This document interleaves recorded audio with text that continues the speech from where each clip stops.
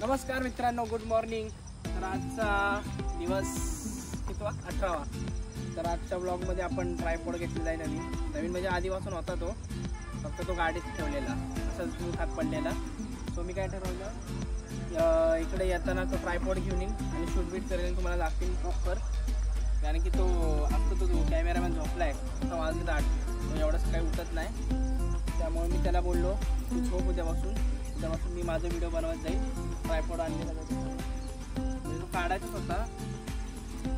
हां बस थंडी वाजते खूप। हां, तर तो ट्रायपॉड म्हणजे असं पडून तो खराब होण्यापेक्षा वापरलेला बरा, कारण की इतके दिवस गाडीच्या डिक्कीमध्ये होता 4 व्हीलरच्या।